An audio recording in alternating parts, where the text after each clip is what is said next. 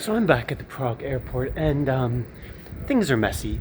So I have actually two different mantras for you that you can kind of hold on to and maybe keep you in the right frame of mind when travel gets a little bit messy, which it often does. So I booked a flight to Vilnius months ago, directly from Prague. And a few months ago I was informed that it changed from like 10 p.m. to 8 a.m., which I thought was a bit weird, but okay, whatever. And then the night before, yesterday, I wasn't able to check in for the flight. Like, okay, weird, but whatever. I'm just going to go to the airport. Then I arrived at the airport, woke up early, blah, blah, blah. Go and see the board. And you know that moment when you suddenly start to realize it's not there? My flight was not there. I go to the info desk and they say, well, we don't fly to Vilnius. And so they figured out, well, my airline didn't even have a booth open. So they send me to the larger kind of umbrella airline, Czech Airlines. And the woman figures out, says, well, that flight was canceled like months ago. They should have told you.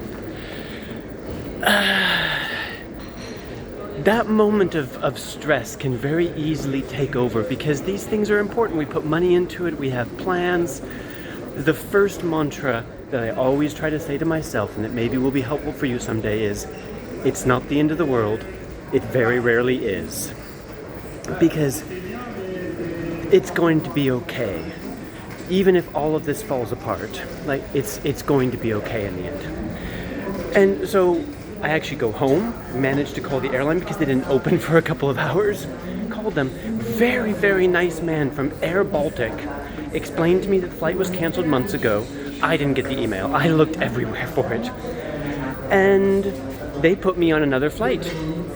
Except that flight is going to go from Prague to Frankfurt to Riga to Vilnius and is going to take me over 12 hours.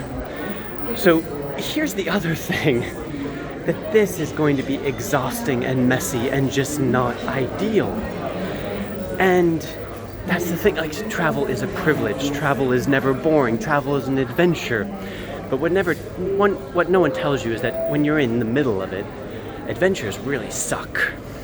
So here's the second mantra that I try to turn on immediately when things start going south. And that is that this is going to be a great story. And I try to immediately imagine myself telling the story to my friends or family.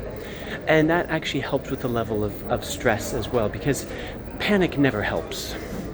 All right, let me know what crazy travel stories you've had, and I'm gonna go get on a 12-hour, the first of 3 flights in 12 hours.